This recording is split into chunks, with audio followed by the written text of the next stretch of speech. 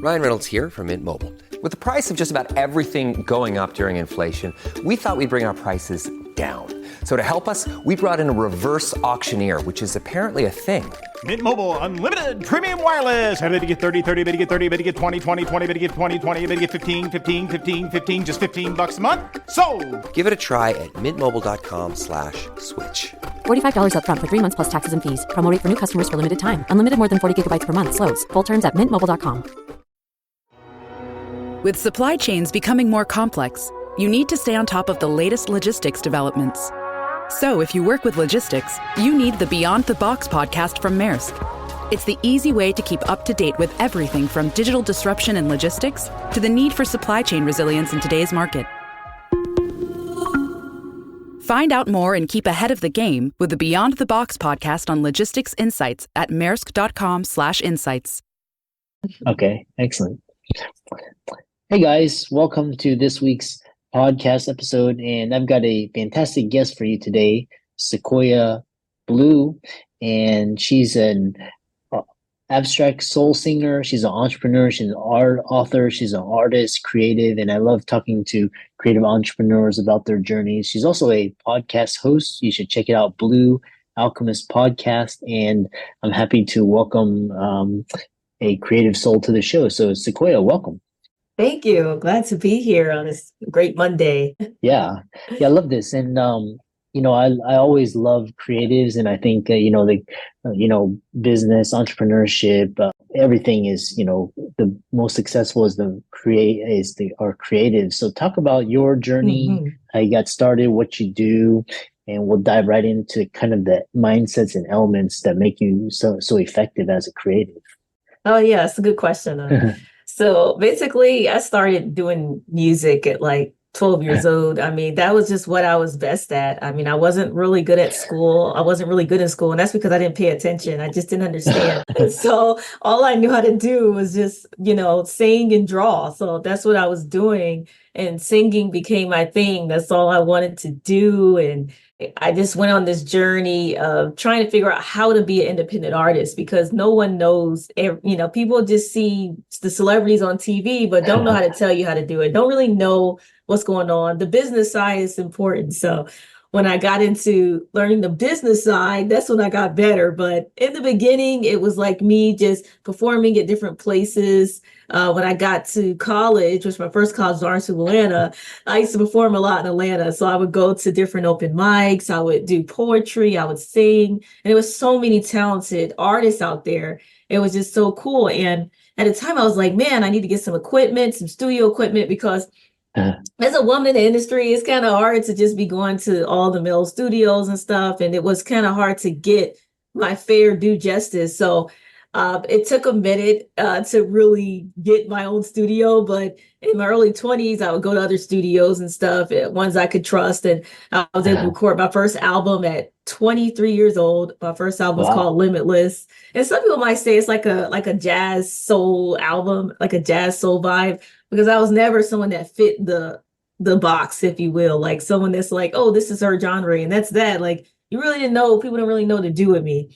And around that time, when I was in my early 20s, that was when music was changing. We had LimeWire, we had all types of stuff going on. So it was so you got people putting out different styles of music. There was more of that going on. So so when I did my first album, it was like this breath of fresh air, because, you're frowned upon when you're getting into the creative space. Everybody wants you to be doctor or engineer, or just be what they're used to seeing. So it was to me, it was like, man, I left my mark on the world. And then I was able to create some more songs after that, a few singles I did.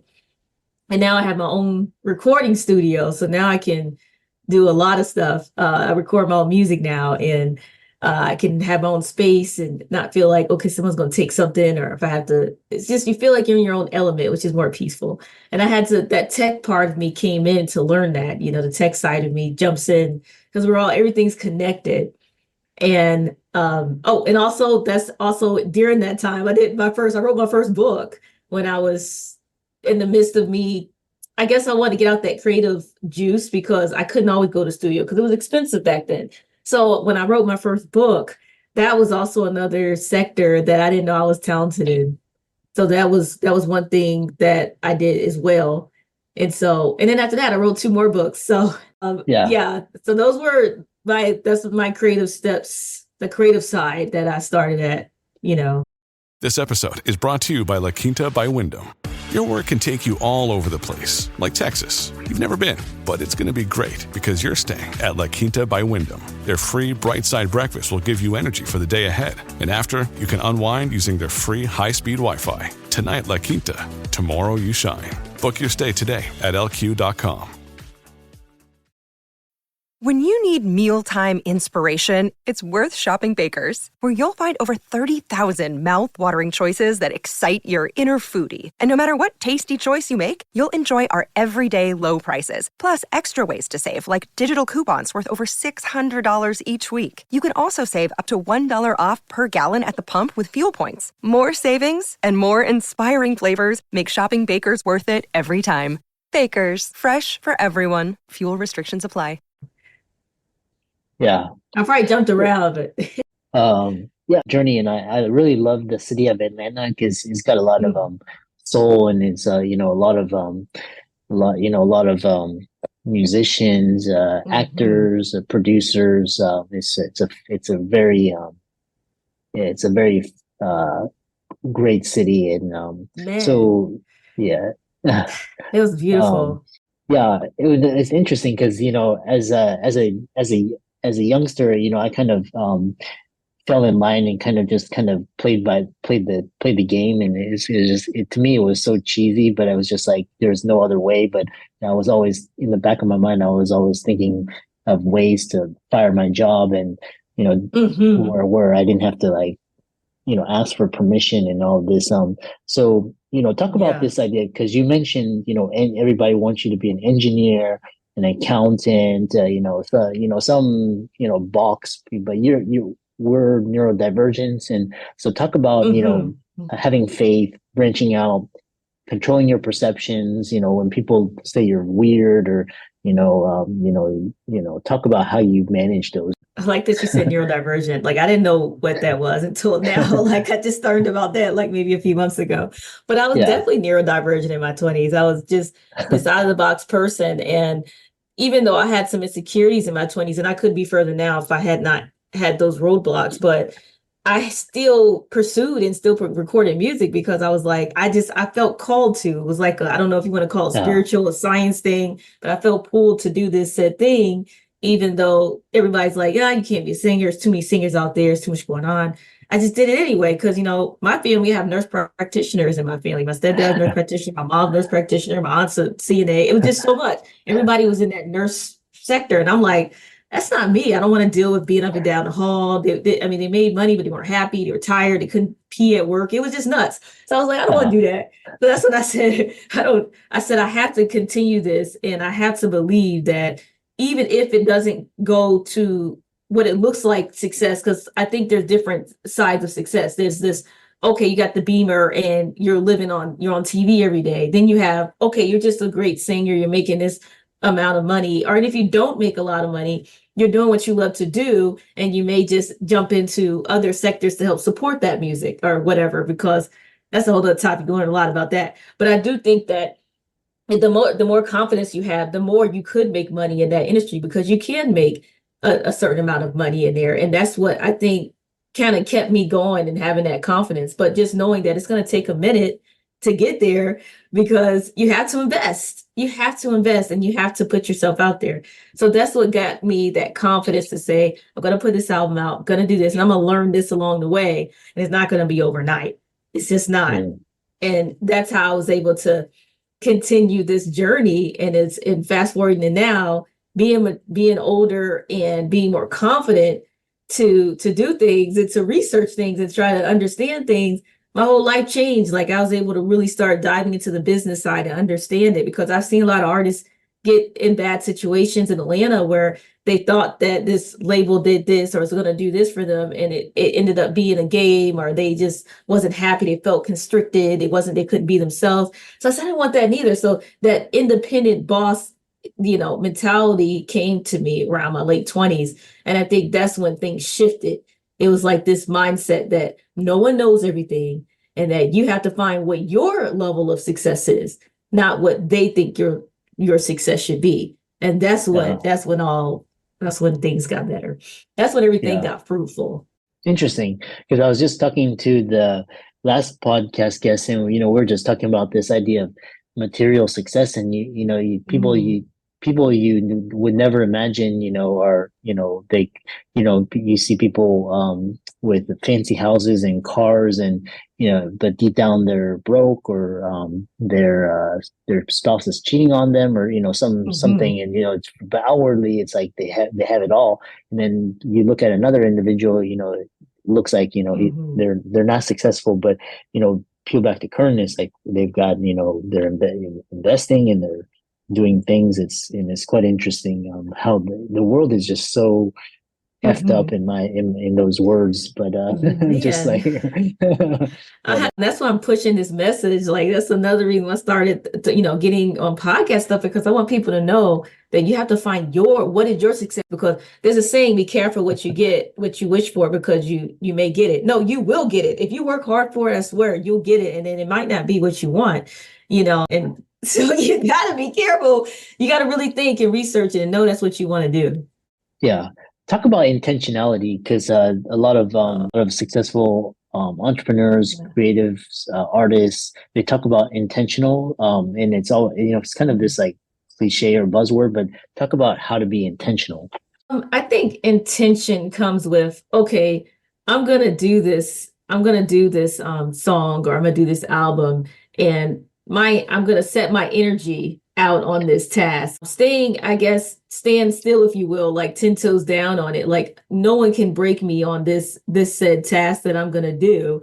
And I'm going to be intentional about it so it can get done. Because it kind of goes into entanglement with, goal setting, setting this goal. But being intentional is like, you're setting that intention, you're putting that energy behind it. That's how I look at it. You're putting that energy behind it, and there's no other choice for it to happen. And I've seen things happen in my life where when I put that intention behind it, it happens. But when I don't, and when I'm shaky ground and I'm half on and half off, it doesn't happen. And maybe I didn't want it really, or maybe I did, but that's what it's about, is setting that intention out, is saying, this is what I'm gonna do, and believing in it. And it may not happen at the date you want it. Like, sometimes you might say, I'm gonna do it by end of the month. Well, you might say, you know what, I want to change this part on it. I want to do this real quick. And so, not saying be over perfectionist, because I think being over perfect could also slow you down, but put that energy out there to get done, because I believe everything is attracting, everything is following us. Like, whatever you're thinking, everything is working with you. Believe it or not, science, whatever, everything is working. The tree, the people next door, it's all working with your intention. And if you set that intention and you do the work to boot, you'll get it done. That's what I believe about being intentional. That's my definition. Yeah. I've heard this really great quote. It's talking about attention energizes. So your RAS, like, it energizes, and the intention transforms that intention. That's how you manifest, which, kind of, I have a question, from the audience, is like, when you talk about you're trying to manifest, but let's say, it will happen eventually, but let's say, how do you distinguish between it's never going to happen versus it's going to happen, but it's going to be on a delayed timeline, or a different timeline, or a different path, something that was unexpected? How do you reconcile that? That's a good one, because that's what I just, for the last 3-4 years in my spiritual journey, that's what I went through. It was kind of like, you watch so many law of attraction videos. I've studied all this stuff, and you watch so many people say, okay, this is what I went and I put this shirt online to sell. And then I put the energy out to the universe. And the next day I made $1 million. That's not how it works. Or they say, oh, I went and checked the mailbox and 1 million was in the mailbox, man, or 1,000 or whatever. That's not how it works. I mean, I do. Is there some anomalies in the universe? Yes, possibly. But I do think, no, sometimes it just don't happen because it wasn't meant to happen. I do think there was some type, like, some people don't believe in that. They be like, oh, if it's going to happen, if I'm going to do it, I'm going to do it. It's not about no meant to happen. No, I do think there's some type of being at the right place at the right time, the right thought process at the right time, it's all working together. So I do think that things could happen later, but it's still going to happen. Like it took 10 years for me to get a recording studio, but it happened. I put the intention out there. I said I wanted to have my own recording studio. I wanted to be in charge of it, and it happened. And it's like, and it happened better than I wanted, but it took 10 years. And somebody might say, well, I ain't going to get that because it's my 5th year. I still have it. No, you have to still believe it and not judge yourself because of age and stuff like that and say, okay, I'm 30 years old now and if you want it, you're going to get it. It's just not at the time that you think. So I do want to say to the audience, if you want it, then just believe in it and it's going to still come. Now, if you want to come faster, I believe there's ways you can kind of mess with the universe, but I still think that, and I mean mess with the universe, like, I guess it depends on what you want. If you want that house, you want to buy that house. I think that everything comes with preparation as well as going after that dream and what's meant for you. But it just depends on the preparation too. But I do believe in timing. I'm sorry. I do. I think timing is number one. Which, you also talked about independent artists and talk about retaining creative control, because I know, for example, like Tyler Perry, he was like, I love his movies because he's always throwing like these sarcasms against the, kind of these these racial sarcasms in his movies. And there was a point where he actually wanted the I'm sorry to say this, but the white people wanted to own and control him, but he's like, no, screw you, I'm gonna go build my own studio. So talk about retaining independent control, especially your intellectual property. I think it's important. I mean, like Tyler Perry says, don't ask for a seat at the table, build your own table. And I do agree with that. I think that when you own your own stuff, I think it's more fun. Like when for me, I'm an independent artist, and I feel like it's important to have your own everything trademark, copyrighted, have your music registered with what are they called? I can't remember. I'm going blank right now. BMI. So have it registered with BMI or some service similar, and just do the business side, understand the business side, go sit down and study, because you can't depend on someone else to tell you your books and tell you everything, because you can't trust everybody. I'm sorry. So you want to know what you're doing. And if you do hire somebody, at least you know what you're doing to watch over them, and then at that point, you can get all your money back. You can negotiate deals and do more so of a partnership instead of a dictatorship where somebody's telling you, no, I don't like how you wrote that line. You can't do that movie. Tyler Perry didn't want that. He wanted to be able to talk the way he wanted. He wanted to do what he wanted to do. And that's fine. I feel that way too, because with my music, I didn't want to be someone else or do this and that. Like you heard stories, a lot of artists are forced to be this pop singer. They didn't want to do pop, and then they get depressed. And, I read Russell Simmons' book, Do You? And one thing in Russell Simmons' book, it said when I was 21 years old, it said that your most famous artists are in the room crying and they're depressed because they're being somebody they're not. They're playing a caricature, if you will. I don't want to be that. And when I read that at 21, it was an eye opener for me. Like, wow, okay, so they're just being someone else. And then you hear other stories like that and you're seeing it in your face. You're like, whoa, no. I want to be a boss. I want to be a boss. I don't want to have nothing to do with that, because I don't want to be somewhere in some mansion if I get there crying, or I don't want to be somewhere broke because that person stole all my money because I didn't know business, because I didn't know how to read the contract. Heck no. So I do agree with Tyler Perry. And some people, everybody's not a business person. I hate to say it. Can they become it if they want? Yes. But some people don't want to do it. So you're going to be stuck under, Lionsgate and do what they say. Or are you going to be stuck under the record label Universal Music Group, do what they say? That's on you. But for the people that want to own and be in charge and help employ others, help people out, learn that stuff, man. There's so many free training now, Udemy, all types of stuff that is giving you free training, or ding on there, free training on how to do this. It's teaching you everything. I mean, it's just a great time to be a boss, man. Yeah.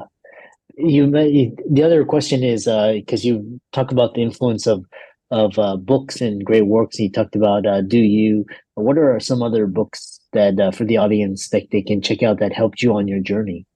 Oh my God, I would say The Alchemist by Paulo Coelho. That changed my life. I mean, that was the book where it was like talking about your personal legend and talking about meant to be and what you were talking about earlier about people saying, oh, how come their success is delayed and all that. Man, Uh-huh. Alchemist explains it. It tells you that everything is lining up to where you're meant to be. It tells you it's lining up to your personal legend. So every sign is there that's showing you you're on the right path if you know how to read those signs. And that's where we go into being aware, being awake. And that's what the real woke means. Other people using woke for something else. Woke means being aware, being a conscious of what is around you and what's going on. Because if you ask something, rather you ask God or just asking a question saying, man, am I going to do this right now to get here? Man, you start going outside, you watch a show or something, and that's where you get the answer. If you are aware and you're paying attention, you get those answers. So that's why I say The Alchemist by Paulo Coelho, The Science of Getting Rich. That's a good book too, because it teaches you how to get your mindset right. Because your mindset is number one before you do anything else. I'm sorry, if you don't have the right mindset, and even if it's ebb and flow, if you can control it, then you're good. Even if you have those bad days, you control that mofo, you get back 1 point. And that's what The Science of Getting Rich teaches you. I met a millionaire that read that book every day to keep his mind right. And he's the one that referred me the book. And there was another book, Think and Grow Rich. That book has helped me out a lot too. It's similar to Science of Getting Rich, because Science of Getting Rich came out before Think and Grow Rich, which I didn't know until somebody taught me that. And then Think and Grow Rich, I was like, whoa, it's all adding up now. Everything is just adding up. I read so many books. It's just not even funny. I can't remember the rest of them, but Yeah. the Game of Life and How to Play It. Read that too. That one's really good. The Game of Life and How to Play It. Interesting. I have to check that out. Yeah, I'm always in the Alchemist, the Think and Grow Rich. Is I think I've read The Science of Getting Rich. So the other question is, on this journey, how do you know who to pay attention to, who to listen to, who to take advice from, and who to ignore? Because you can have people that are just kind of using you. There's people that are trying to hold you back. How do you deal with all of I think it's how they make me feel with the question and energy. I'm all about that? energy, and I know everybody is not intuitive or whatever, but for me, it's about energy and intuition. So if I feel something when someone asking me a question about something, like I know when someone's just trying to see if I'm failing or not. I can just feel it. Like, hey, are you still doing that? You still doing music? You still, uh, it's just most of the time those energies are like people trying to see if I failed, which you can't fail with something that's out for people to view. Anytime something's online or out to purchase or stream, right? It's on radio, whatever, you've won in your own way. Now you don't have to come up with a BMW if you don't want to, but you've won in your own way. So you don't have to really prove it. And even if you're not yeah, performing, because some artists don't perform, doesn't mean you lost neither. Some singers are just putting songs into movies and TV shows and putting music online for people to view, and that still is winning too. So I think, sorry, what was my? I was like, what I was going to say, because I get into a tangent, but uh, that's what I would say to naysayers. That's what I say. That's how I find out who to say stuff to, and it took me years to get there. It took me years to get there. I just got there maybe a few years ago, like 2 years ago. I started to yeah, believe in my intuition. But yeah, I think interesting. that's for anybody too. Think about how that person make you feel, like when they're asking you, and don't question it all the time, or even question the person, like, why did you ask me that? Or, Yeah, even doing that. yeah, it's really in a lot of creative entrepreneurs, they're intuitive, so they're empathic, Mhm. and yeah, I've learned just to keep my mouth shut, and like just and then the people that I vibe with, I can freely, but then just like kind of like people that just don't get it, or I just keep my mouth shut and see where they are in like 5 to 10 years. Usually they're not doing much, but Mm. Even if it's your um relatives, you have to, yeah. because some people think they have to tell their relatives everything. You don't. Yeah, really interesting. So kind of end it with how people can find you. I know you've got a podcast, you've got a film, Yeah. you've got a book. And so how can people reach out to you, follow you on socials? So yes, so you can follow me on Instagram at I am Siquoyia Blue. You can follow me there. I post there. I'm trying to post more. And you can go to my website, sequoiablue.com, and subscribe. And got some stuff that I'm working on. I'm going to be sending out some emails. Also have a dating card game. So if you're into dating or just want to just have a connection moment with your partner, go to datingassassins.com. And the podcast, yes, check out blualchemistpodcast.com. It's a pretty unorthodox podcast because I'm unorthodox. So everything that I do is unorthodox. Check it out. Yeah. And for all the audience, let's thank Siquoyia for coming on, and be sure to check out her books, podcast, album, give her a like and follow on socials. And with that, thanks so much for an inspiring podcast. Thank you.